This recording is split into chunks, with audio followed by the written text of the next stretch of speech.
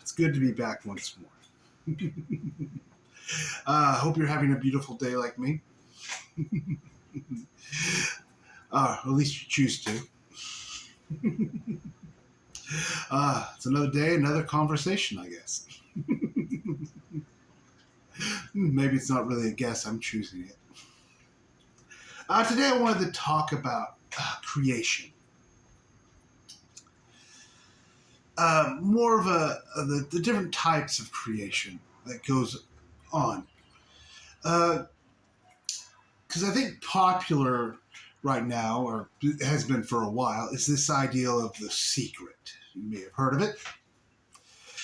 It's a mental creation. You could even say even for that magic, what magicians do, rituals and things of that nature to change reality, to create reality into the way that they think that it should be, or they want it to be. In other words, they think they want it to be. It comes from a very mental, it's a very mental creativity. It's very limited. It's very in a box. Then you have the other type of creativity. What I would say is the true creativity, which is passive, which is always going on. It's always happening. It's like to say, so you look at it as people look at consciousness. There's I'm conscious and there's subconscious. The subconscious is usually considered, it's passive. It's in the background. You're not usually, most people aren't aware of it. It's happening all the time, and it really plays a lot of parts in the decisions you make in your life, but most people aren't really aware of it because it's kind of hidden in the back somewhere. It's passive. It's not actively out in your front of your face shouting. So you can say that's the passiveness. So I guess we'll talk to you a little bit about it is the I am that I am. I think I've talked about this before.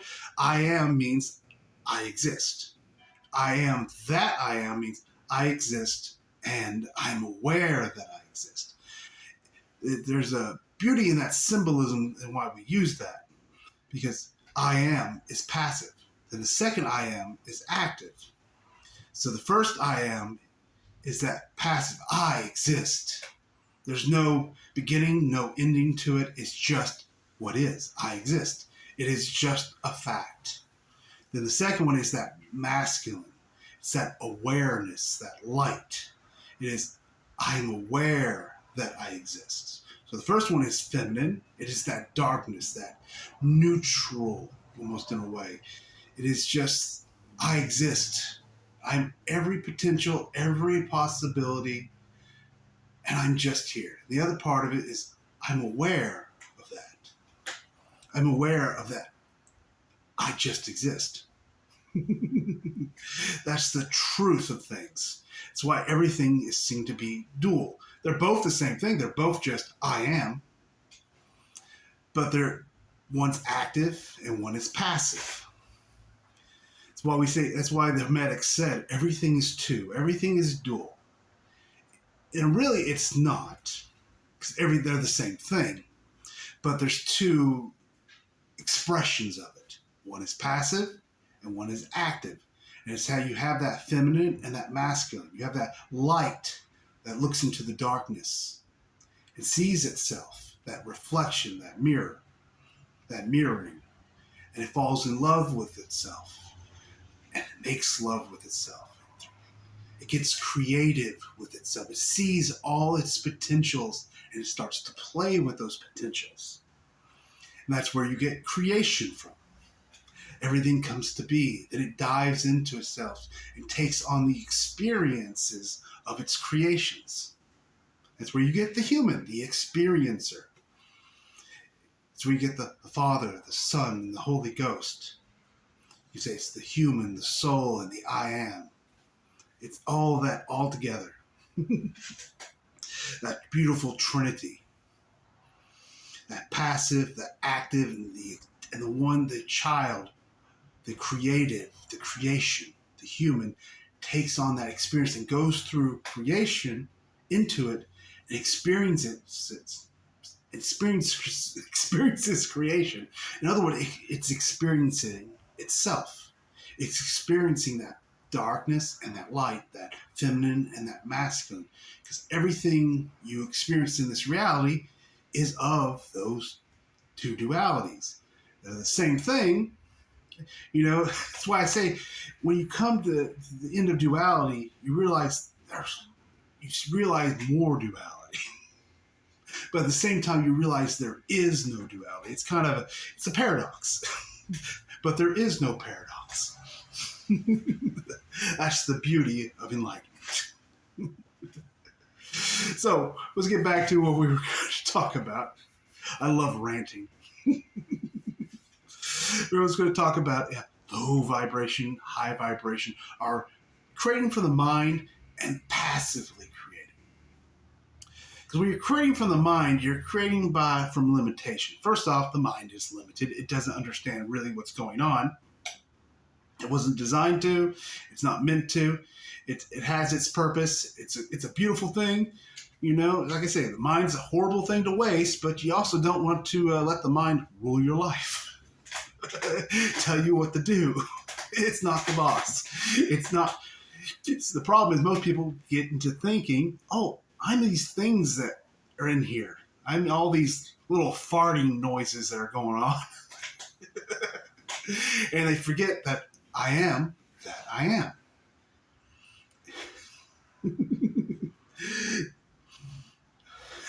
I find it funny.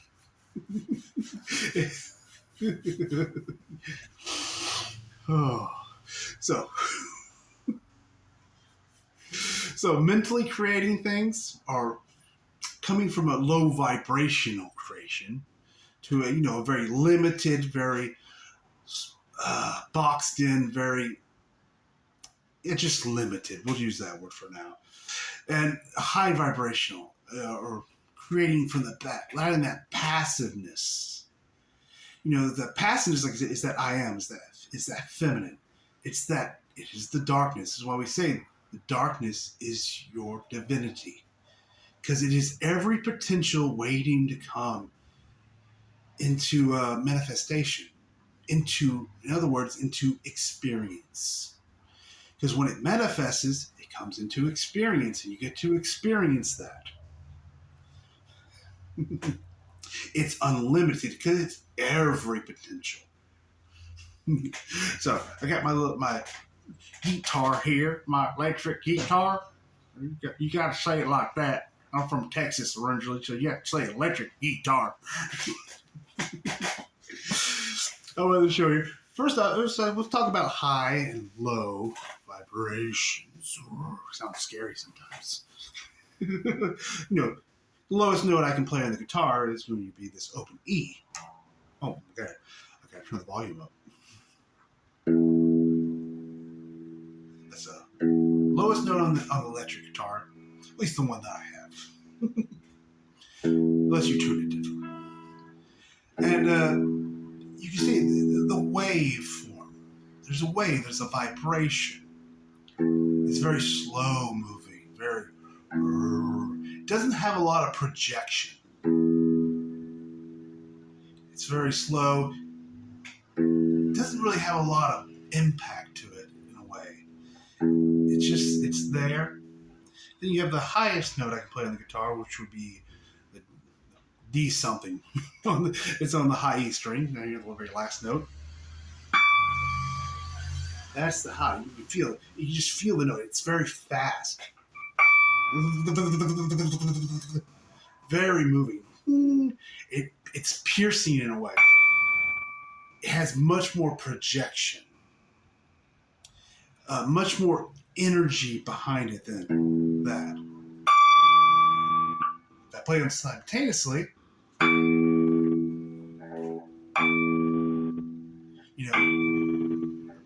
can hear the lower note. It's scary, but it feels like it's going to be. It feels like it's in the background. Where the high note will feel like it's piercing through. It goes through. You can say it's when you're listening to music through an album. It's that you would say it's cutting through the mix. That something, a trebly sounding guitar is going to cut through the mix of a song. You can say you'll see this too. Most popular singers usually sing very high. There are musicians who will sing higher on a record than they will live because they know that it's much more of a chance of people liking the song if it's sung higher because the voice just pierces through. But it might be something that's above their usual singing range. So live, they may sing it down lower. You'll see that happen quite a bit. Okay, where are we going? All right, so we have low and high. But that's the difference. Everything follows consciousness. So even the way my guitar sounds follows consciousness. Because that's what when you go into life, you will see it in everything. Low.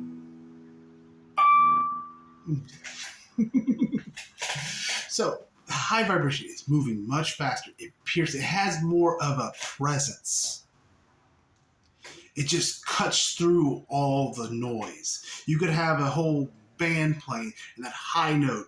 You play that super high note, trebly as can be, it's going to cut through all the other instruments, the bass, the drums, even the singer at times. It just cuts through everything else. If I played that low note middle of a song, you probably wouldn't even hear it. It'd get lost in everything. It just doesn't have projection. You say the I am, that the high vibrational state, that I exist, that has a presence, a piercing quality. It's not, the word piercing, I don't like using it much because that sounds a little violent. It's not violent. It does it with grace and ease and gentleness. But it's just there. It just pierces naturally and organically through all the other noises. You're going on. All that mental, all those, that's thoughts. A realization is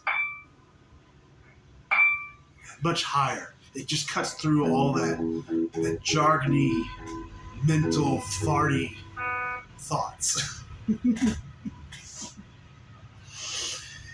You'll see, usually that's where you get back to creation. People who create from the mind usually use things like visualizations, repetitiveness, mantras. They say things over and over and over again. Or they'll use, like magicians will use rituals. Something to try to amplify. A lot of times with magicians, they'll use emotions as well. That's what the rituals are for. They're kind of an act. It's like being an actor on a stage play. You act it out. You get all serious about it. You do your dances, your rituals, your singing, whatever it may be. Because emotions, they're not the high vibers, they're low vibers. They're just they're in between. They're a little bit more higher than a thought. They have more energy behind them, in a way. Because emotions can carry a lot of energy and push a lot of changes. I think I've talked about this before. It's usually how most people make changes in their life. It's emotional. Something happens and causes a situation which brings up emotions, and that is when they have that aha moment, or they have that breakdown, or they decide finally I can't take it anymore, I'm going to quit my job. They wait until that emotional tidal wave comes in and it pushes the changes through. It's usually it'll how a lot of people change. Very popular way. It's usually a very unconscious way of doing it. It's just they wait till, because emotions come with a buildup of energy. It's stuck energy. It's usually things you're not willing to look at. It's like, I hate this job. I hate this. You're going to work every day you say, but you push it back and you push it back. Then finally it comes out as a scream, as a tidal wave. That's why they're so potent. So it's usually held back energy. It's just a lot of accumulated energy that's in this ball that needs to, at some point, break free. That's what causes them. Then you have the mental. The mental, a lot of the secret stuff, like I'm rich, I'm rich, I am rich, I am rich. It's really like you going like, I am rich, I am rich, I am rich, I am rich, I am rich. You have to keep plucking the string because it just doesn't have a lot of momentum. It dies out very quick. The thought dies out like that.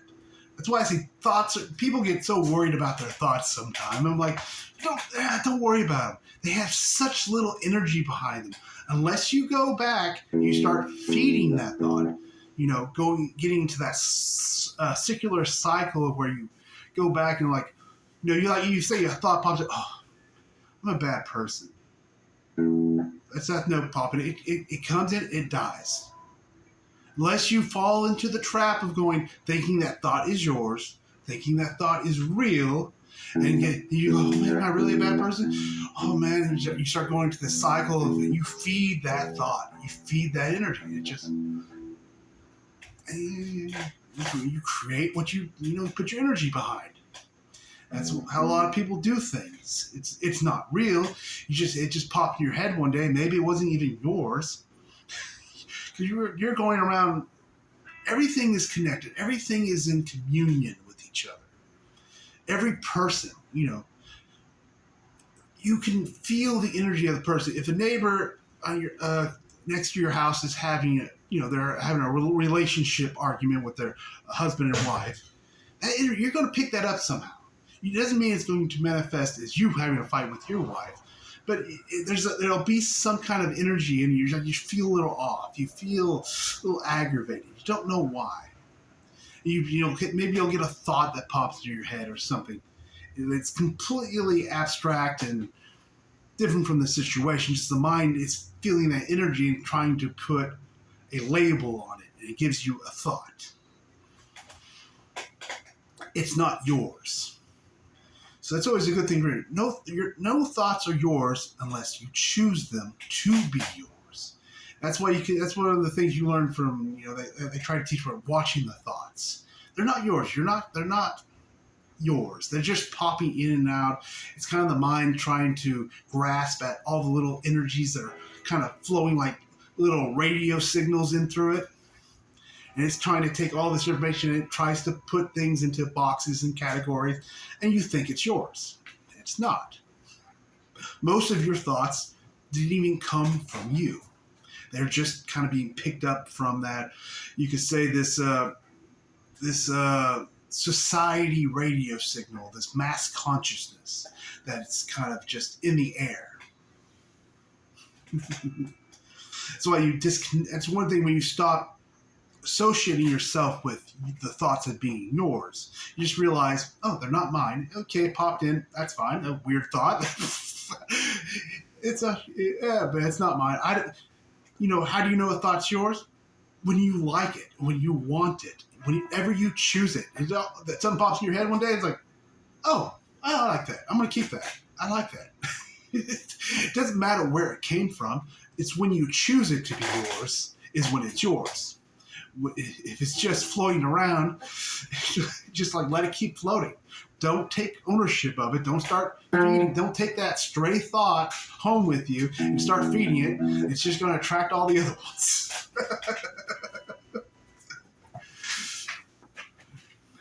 I love going up on little tangents. I love it. So that's usually how most two ways people create. One is by that blockage where they get that emotional wave that comes in, or it's mentally. It's that secret that they repeat things over and over again. They make it very linear, very boxy. I am rich, I am rich, I am rich, I am wealthy, people like me, I'm rich, I am wealthy, people like me, I am rich. That insanity. First off, when you're doing that, it's coming from the mind. It's the mind trying to create. You're trying to create from who you think you are. And it's always going to be a limited creation. It's never going to be expansive or really, truly fulfilling. Then we get to the, hello, Eleanor. Sorry, my cat's trying to get my attention. Yes, kitty? Okay. Daddy will play with you after the video. You sit there and stare at me. That won't make me self-conscious at all. Oh, you have to have fun with your animals. Okay, so that's that kind of mental, low vibrational S thought. The secret is it's dull, it's boring, it's blah. It's probably even out of tune. Then you have that what you call high vibration, that piercing. It's passive. It's the thing about it's passive. You know, on my guitar I have to plug it, but in reality, it's always playing. Because it's passive, you have to look at it this way. This string always has that potential to play that note. It's not till I go into action and pluck it that it makes it. But the passive part of it, that note, is always there. It's eternal. It never ends. It never started. It didn't wait for me to pluck it for it to start. It has always been there. Now, I brought it into manifestation, into my reality when I plucked it. I took an conscious action and decided, I'm going to pluck it. But it was always there. That's the beauty of that high vibrationalness. It's just there. It's eternal. It has no beginning and it has no end. And actually, it contains every note being played simultaneous, even the low ones. But like I said before, the high notes are what stick out. It's what most people would notice because it cuts through the mix. So you can say that note doesn't ever need to be plucked. It's always there. You just realize it's just there. It's always playing. That's that high vibration. It's always there. Instead of trying to go around plucking this string all the time, working at it and forcing it and trying to make it, why isn't this not working? Work faster. Getting all frustrated. Why am I just getting blah, blah, boring, boring, blah? Because that's what the note you keep playing. It's what you give. What you give is what you receive. If you give this all day, I'm rich, I am blah, blah, boring, blah, blah, blah, dull, limited, blah, boring. That's what you get back. It's when you realize this high note, this singing, this song of the soul, the song of the I am, is eternal. This high vibration, what you want to call it, is eternal. It had no beginning, it has no end. It is always playing. It has always been there. You just realize, oh, that's going on. Instead of me having to try and force these thoughts in here, I can just step back. I can let go and realize, even though I don't hear it with my ear, I don't understand, my mind doesn't understand how it's playing if I don't pluck it, but it's always there. It's eternal. It's kind of like, Nick Star doesn't have a lot of sustain. It's like you've had a really nice Gibson Les Paul. They're really renowned for sustain. Sustain is how long a note plays after you pluck it. It's like you've had a Les Paul that never need to be plucked. It's just playing that note constant for eternity. It's just going on. It's happening. It's this high vibration. It has an infinite amount of energy behind it. It pierces through all the garbage. It comes up front. It is presence. And it shows up when you are in present. When you are in the present, you're present. You know, I love how words just work. All right, Eleanor. All right, you got to say hello to everybody. You haven't been on this in a long time. Hello, Eleanor, my little black kitty. Say hello. No. All right. Daddy will play with you here a little bit. But yeah, it's always present. It does. You don't have to work at it. You don't have to try to find the secret code for it or the secret for it. There's no secret. You know, the old saying is, it's hidden in plain sight. In other words, it's not fucking hidden. That's, you know, it's like, he's like, look at the words. It's hidden in plain sight. In other words, it's right in front of your fucking face. Just become aware of it and you'll see it. It's not something you have to achieve. It's already there. It's already present. It's already singing its song. It's just you don't hear it at the moment.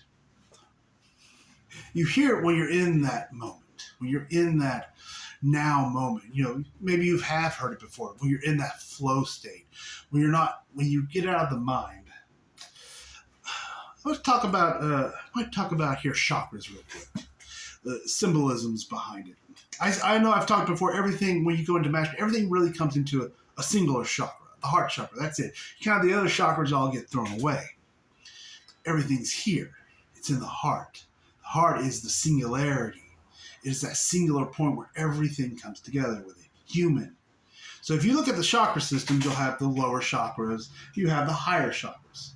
Then in the center here, you have the heart. So you have the higher chakras, there's ones that are above the head. I think different people count different ones. It doesn't really matter. I don't really get into this, into that, all that stuff. You could say the blockage to these higher chakras is the mind. The mind is where these things are all being filtered through the mind. And the mind is editing away pretty much all the divinity out of it and giving you cold, hard logic, or its version of that. Then you have the lower chakras, which usually the human chakras. They're more emotional, but you have emotions and things that hold things down, that keep things from rising into the heart. It's when you allow the healing, you allow the energy to come back from the heart and rise up, and you shut the mind off, you allow these energies to come through, and it all meets in the heart, in the center. You said the heaven and the physical, all that comes together, and it comes together here into one chakra. There's no longer a separation, because there's no longer a filter, and there's no longer you're no longer repressing. So usually the chakras here are closed up because you're repressing certain things because of emotions, because of fears, and all kinds of other fun human things. What you're scared of, what you think might happen to you. It all flows that way. So when you open that up, when you let go of all the fear and all of the doubt and just allow it to be here, and you stop trying to figure it out here, and you tell the mind, hey, it's not your responsibility anymore. Never was. And even the mind at some point comes to that understanding. It comes to that logical understanding. The mind agrees.